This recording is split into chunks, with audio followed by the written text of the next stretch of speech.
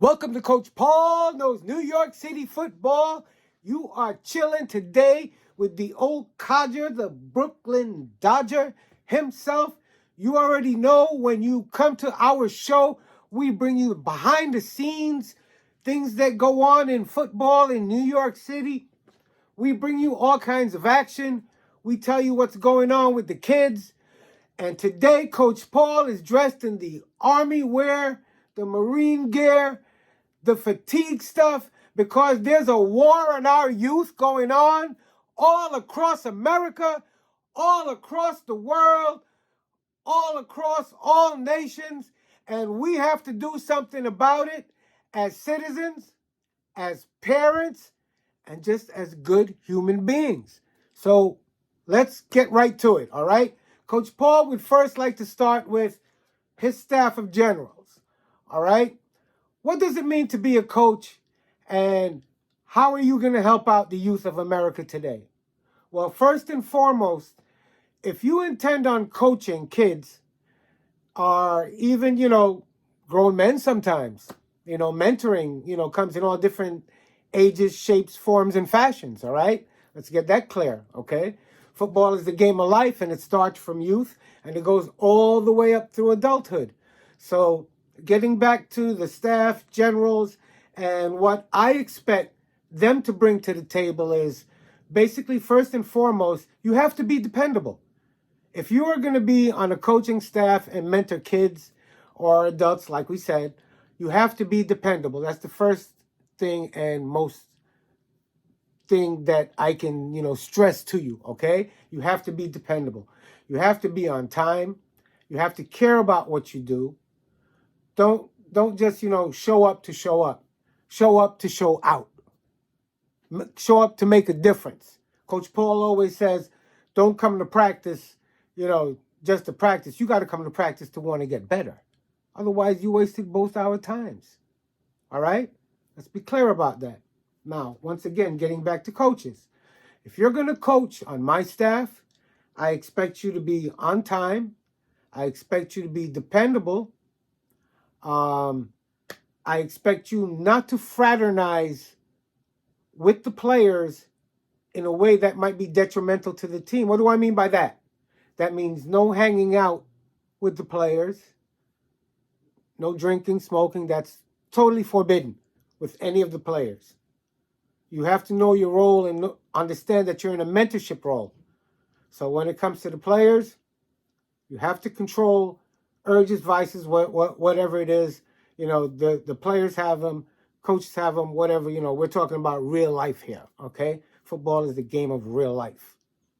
So Coach Paul would like to address that. That is a definite no-no. So once again, you have to be dependable. You cannot fraternize with the players in a way that might be detrimental to the team. Always, if you're interacting with the players, always has to be positive. Positive reinforcement. Okay? So let's be clear on that. So what are some of the other things that go into being an assistant coach or being on a coaching staff where you're making sure that you're being productive and you're helping out and you're being the best that you can do?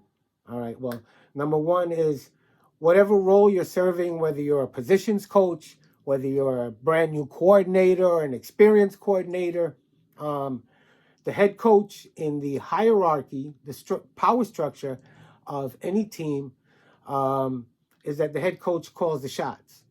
Okay, so you should defer to him, his or her expertise, and allow them to implement the game plan and the direction of the team.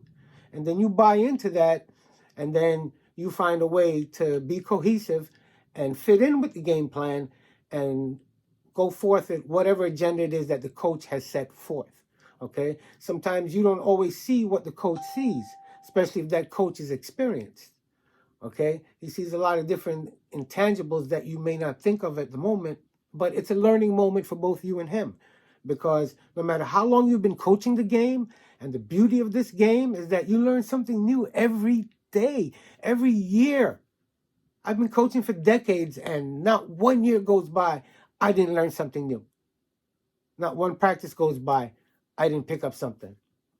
All right? Whether it's during the game, mechanics, learning something about a new player, even that counts too. You learn something about your players every day, all right?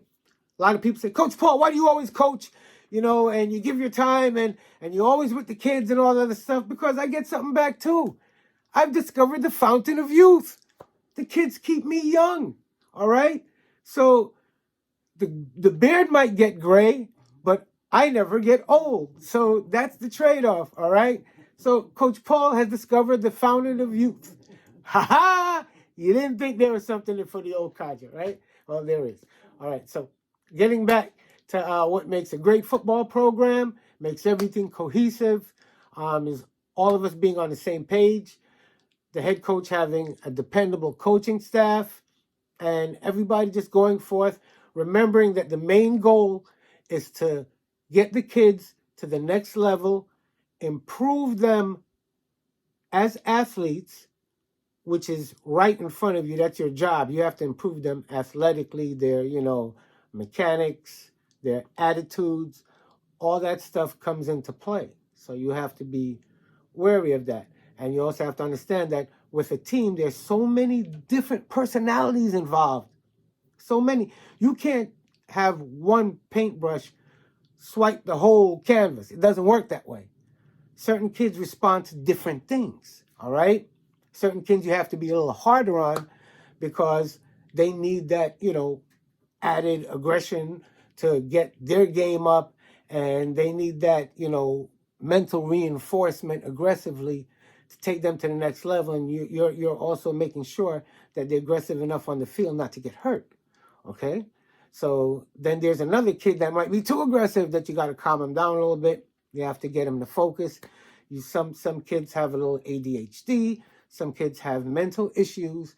You have to be psychiatrist, psychologist, and all these things rolled into one, and understand your player and get the best out of that player.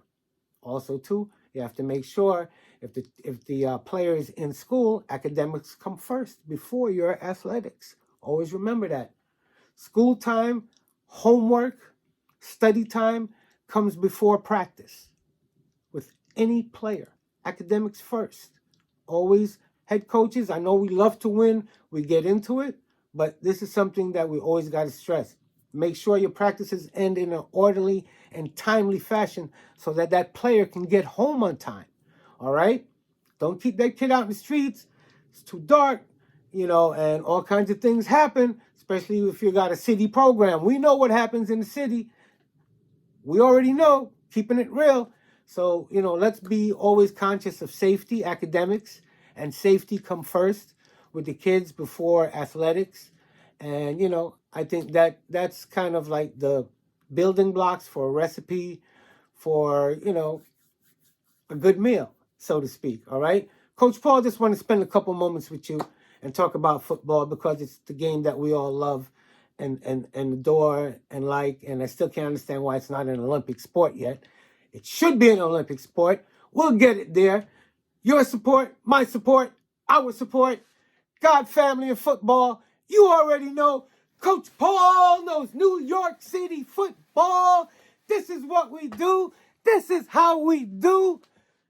Let's get it. See you on the football field.